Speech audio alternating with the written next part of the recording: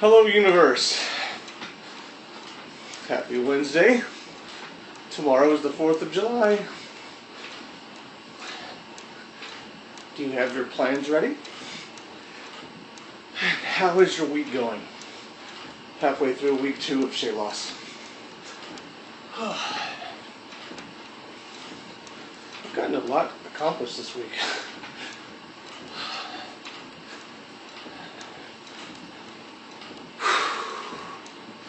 I've been very happy with what I've accomplished this week. I've produced a number of videos, so I'm excited about it.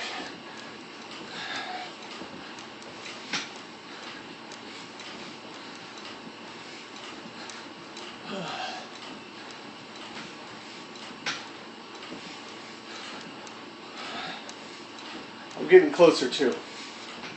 I did check out my pants I've been telling you guys about, that I've been trying to get to where I can hook them, and I'm there. I'm not going to show you until week 4 where I'm at with it, because I want you to be able to tell the difference. But as you can tell by me doing this, obviously I'm not crashing. I'm working out every day. And I am going to be instituting some more things into my workout, especially ab stuff. I got these, I have the Total Gym over here, and I recently acquired the dip bars for it. And dips are really, really good for you. They're good for this part of your arm. And so, I'm going to be working on that. I definitely want to try and do a Total Gym workout. And there's a variety of tools you can use for working out.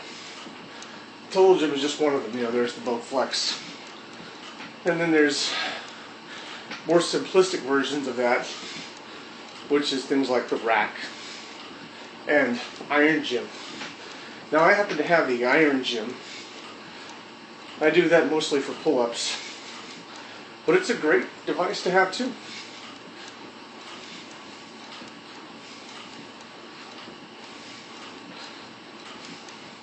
And you can always create workouts without weights. Seriously. Just for an example, if you look at the workout that Shea does, or that he did a week ago, and then he also did the same workout, pretty much the same workout, the week before, or a few months ago, where basically he has that circuit where he does push-ups, jumping jacks, and then he does pull-ups, and then he does the sort of full body motion where he does curls, a very military press, and then basically squats. And this is sort of a dip thing, but it's really more of a squat where he pulls the weight up. Well, you can do that, and he's already suggested you could use milk jugs. You could also use large rocks, or large enough rocks where it works for you. Or you could use nothing. It's cardiovascular if you do it, because you're not doing as much like muscle building. What he's doing is doing lean muscle building. And you are in a small way, but it's really more toning, is you can do all the motions without weights. And one of the things I recommend on that first particular round is, instead of just doing push-ups and jumping jacks, do push-ups, jumping jacks, and then do a crunch. And remember, it goes 1, 1, 1, 2, 2, 2, 3, 3, 3, 4, 4, 4, all the way up to 10. Then go do your curls, your pull-ups. And you can do pull-ups in different styles. You don't always have to do it like this. You can also do it like this. You can also do it sort of like this. And overhand versus underhand. And it impacts different parts of your biceps and chest. And then the dips, just do the motions. Basically just doing squats. Put your hands to your side and sort of do what's called, in martial art, they call it like a horse stance. You can also do calf raises, where you stand, feet about a shoulder width apart, and lift up on the balls of your feet. And it's a calf raise. And you don't have to have weight. As a matter of fact, when you're first working out, you probably don't want weight on it. You want to become used to the motion, and you will feel fatigued from it. Because if you don't use your calf muscles a lot in a workout situation, if you walk at all, you're always using your calf muscles. But you're engaging a different part of your calf muscle when you do those kinds of lifts. So, they can be good for you.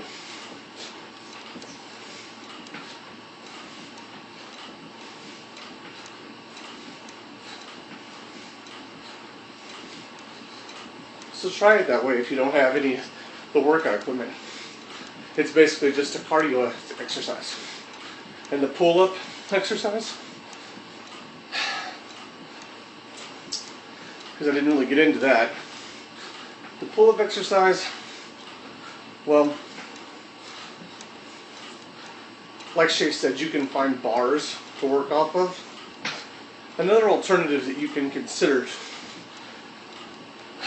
is to spend the $10 and go to Walmart and just buy one. And I know it's an investment, but it's a worthwhile investment. And if it doesn't work to where you can do that, then add more repetitions to the other exercises. So if you can't do pull-ups, then maybe do 15 in the first round of rotation. And remember not to push yourself to do a regular push-up if you haven't done one in a long time. Just do the adapted push-ups, which is more of your on your knees, in a normal sit-up position, in a normal push-up position, but you're on your knees versus on the balls of your feet. And then go full down. Remember to keep your elbows in and push down, but use your arms.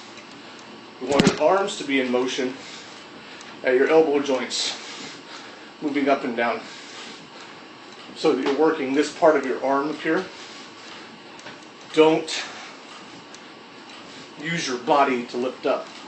So in other words, you don't want your elbows to be like this, and your hands to be on the ground, and your elbows bent, and then you move up with your body like that.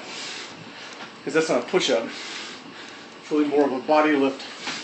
And you're using your back in ways that's not healthy. So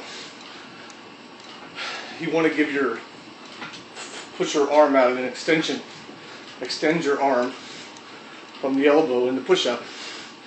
And have your knees at sort of basically a 45-degree angle.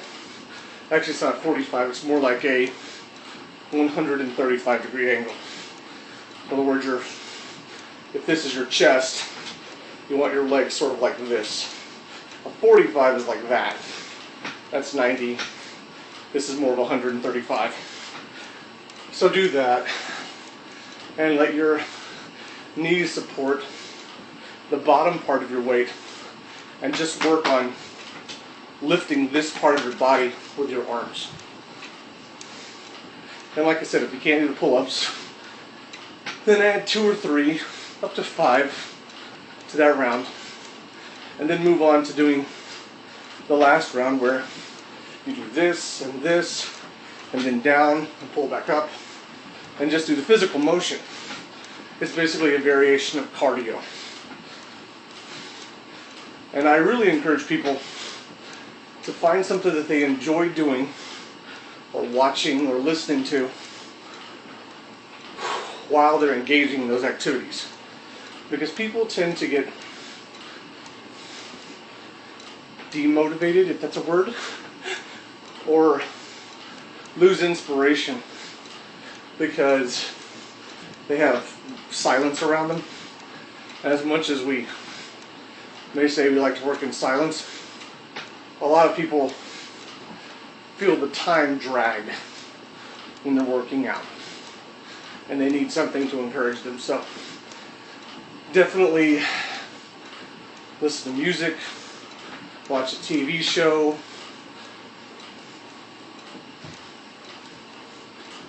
listen to a book, listen to music, whatever you do. It will help you get through the workout. Like talking to you guys helps me through my workout. It really does. The time flies really fast for me. In some cases more than others. But I always get at least 30 minutes on the elliptical when I'm doing the vids. Thanks to you. You're my inspiration.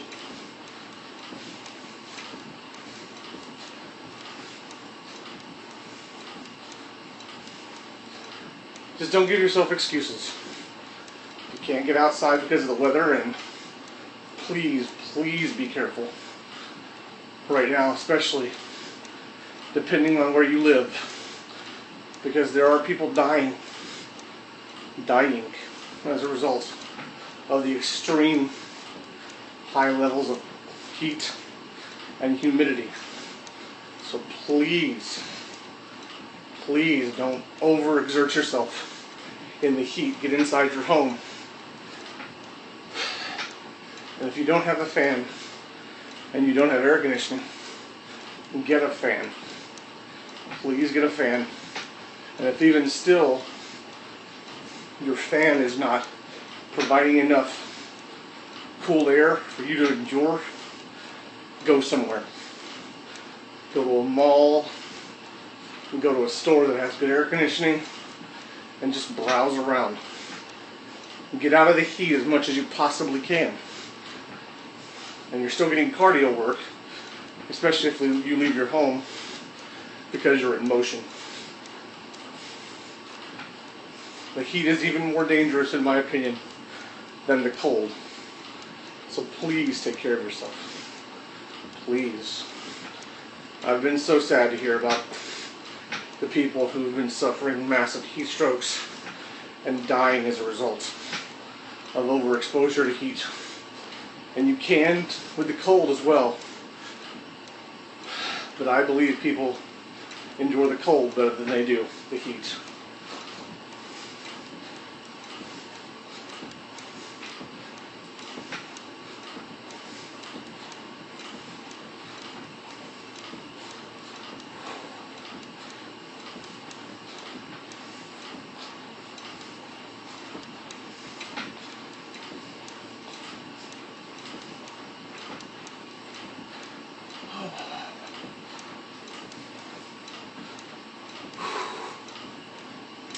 So what have you accomplished this week? How do you feel? Have you been sticking to your nutritional plan? I hope you haven't been such a 180 that you're starting to crave all those things. Because you will have cravings.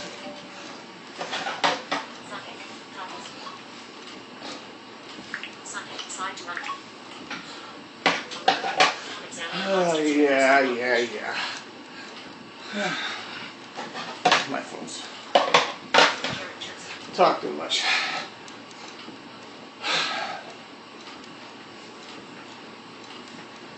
So,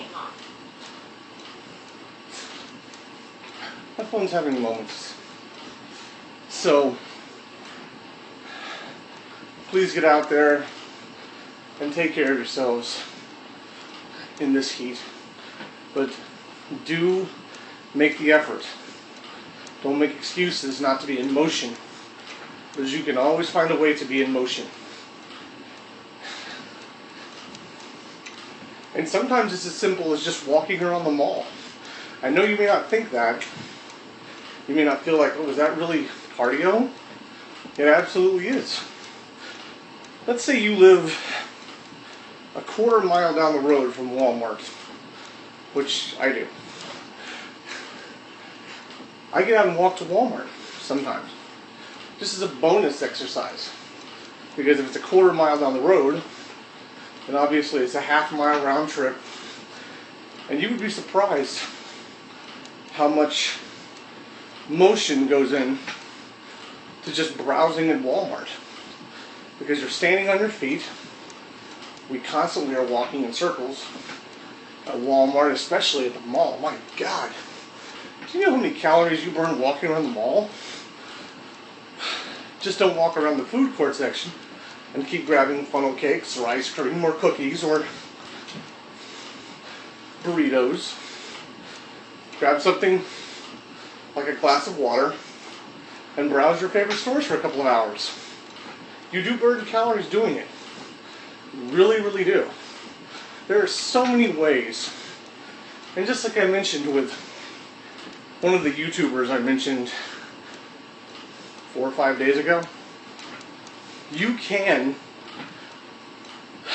find ways. It was Michelle Strimmel that she mentioned a number of ways to cut costs and to exercise, and without a lot of money. And it still stands. You can take a walk to the mall close by. You really can. And if you don't want to do it during the peak of the afternoon, or you can't because of work, go after work. Seriously, you get lost in the mall for a couple of hours in some of your favorite stores. And for ladies, trying on clothes on and off, that's emotion. That is cardio exercise. And it will add up. You will feel it in your legs. So, don't give yourself excuses not to get motion. And drink water. Drink water. That is another key. Too many people go and buy a soda or even a smoothie when they're at the mall. Because they think, well, a smoothie's not as high in calories. And it's not. But what you want to do is cut down your intake if you're trying to lose weight and increase motion. So drink water. And if you're going to drink a smoothie, even though it may only be 50 cents for the bigger one, and you're thinking that's a deal, get the smaller one. Dilute it if you have to where you still have the flavor, but it's a little watered down.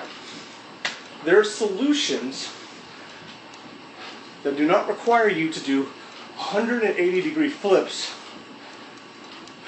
because I've said it before, and I will say it again. It's great to do 180-degree flips, but I don't think you do it overnight. It's a slow evolution. And even then, I personally do not want to do 180-degree flips, because I'm not going to eliminate things that I do enjoy taste-wise. If you want to do that, great. But I don't believe it's the best way to create balance in your diet or your nutritional plan. Diet is now in a place where people think the diet is like, ew, an evil word. It's not an evil word. What it is that people keep calling it a diet and abuses the hell out of it.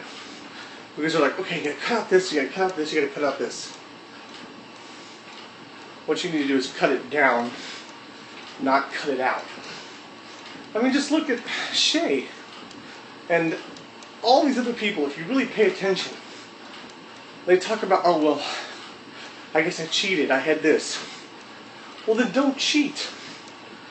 You don't have to cheat. Balance it. Let me see if I can give you an example. One last example, and I'm going to leave.